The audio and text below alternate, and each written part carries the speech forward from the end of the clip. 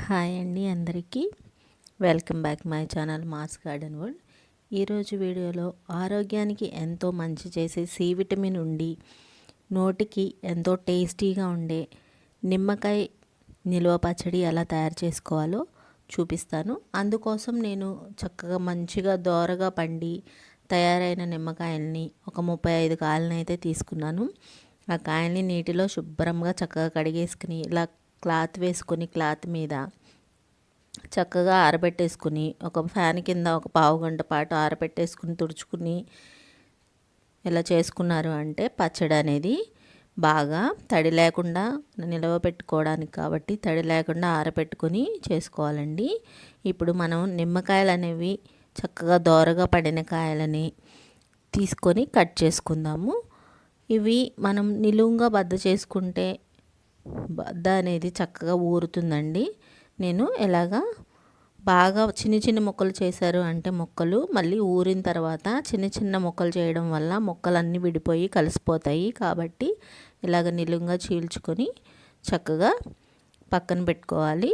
ఇలా చీల్చుకున్న ముక్కల్లోంచి గింజలు అనేవి సపరేట్గా తీసేయాలి. గింజలు ఉండటం వల్ల పచ్చడి చేదొస్తుందండి. ఇలా నిలవ ఉండాలి అంటే చక్కగా గింజలన్నీ శుభ్రంగా తీసేసి మనము ఇప్పుడు రసం కోసం ఒక 10 కాయలను అయితే బాగా పండిన కాయలని సపరేట్గా ఉంచుకున్నాను.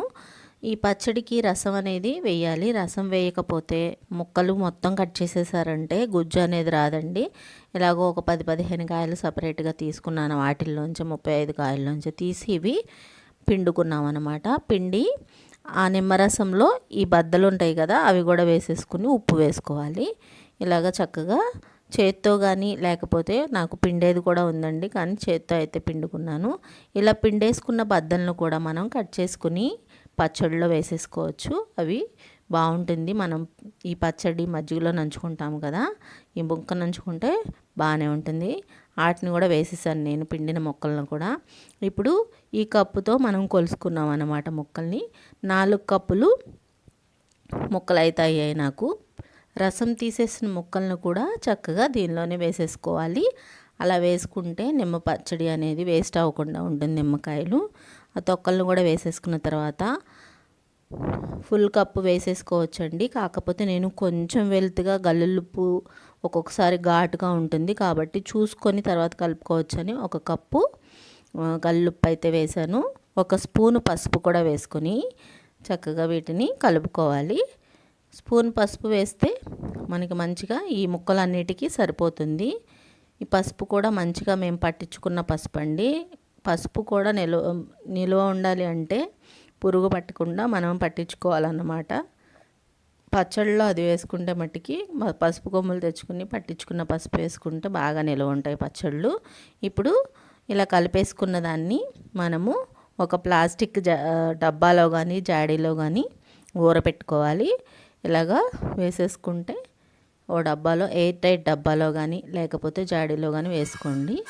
తర్వాత ముందుగా మనం పిండి పెట్టుకున్నాం కదా 10 కాయలు నిమ్మకాయలు, ఆ రసం కూడా దీనిలో యాడ్ చేసేసి మూత పెట్టేసుకొని రోజు కలుపుతూ ఉండాలి వీటిని ముక్కల్ని. అప్పుడు ఒక 10-15 రోజులు తర్వాత మనకి ముక్కలు అనేవి మెత్తబడతాయి అన్నమాట.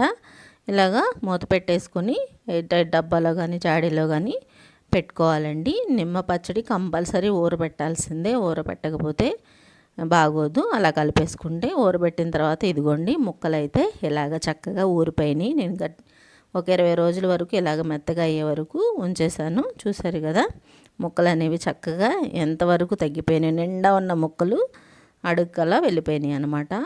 ఇప్పుడు 4 కప్పులు వేస్తే 1 కప్పు ముక్కల దాకా వచ్చినాయి అన్నమాట ఊరిన తర్వాత. ఇప్పుడు ఇది మనము ఈ ఊరబెట్టుకున్న దాన్ని పచ్చడి అయితే కలుపుకుందాము. నేను మొత్తం కలపట్లేదండి.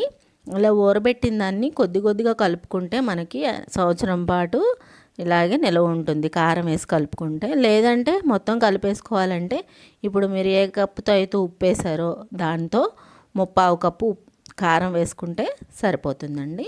ఇలా కలిపేసుకుంటే సరిపోతుంది. నేనైతే కొద్దిగా చిన్న కప్పు తీసుకొని ఒక 2 స్పూన్ల కారం అయితే పడుతుంది దీనికి సరిపడా ఒక చిన్న కప్పుకి, అది కలుపుకున్నాను. ఇప్పుడు కలుపుకున్న తర్వాత ఈ కారం వేసి కలుపుకున్న తర్వాత మనం నూనె కూడా వేసుకోవచ్చు.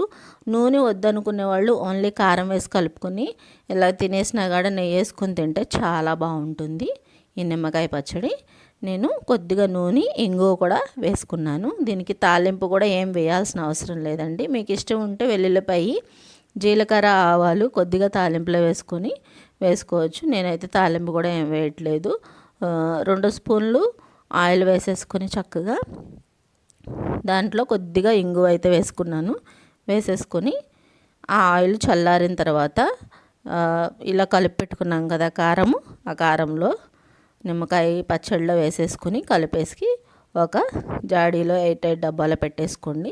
మీరు ఫుల్ 4 కప్పుల ముక్కలకి 3/4 కప్పు కారం, కప్పు ఉప్పు వేసుకున్నారు అంటే సరిపోతుంది. నేను ఒక చిన్న కప్పు ముక్కలే కలుపుకున్నాను కాబట్టి 2 స్పూన్లు కారం వేసి ఇలా కలిపేసుకున్నాను. ఇలా చేసుకుంటే ఎమీగా చక్కగా నిమ్మకాయ నిల్వ పచ్చడి సంవత్సరం అంతా నిల్వ ఉంటుంది. కొద్దిగా కలుపుకుంటే సంవత్సరం పాటు ఉంటుంది, లేకపోతే 2-3 నెలలు ఉంటుందండి. మొత్తం కలిపేసుకుని ఫ్రిడ్జ్లో పెట్టుకుంటే నేను కొద్దిగా తీసుకుని ఎప్పటికప్పుడు ఊరిన ముక్కల్ని కొద్దిగా కారం వేసుకుంటూ కలుపుకొని పెట్టుకున్నాను. చూసారు కదా ఎంతో టేస్టీగా ఉండే నిల్వ పచ్చడి తయారైపోయింది. Thank you for watching.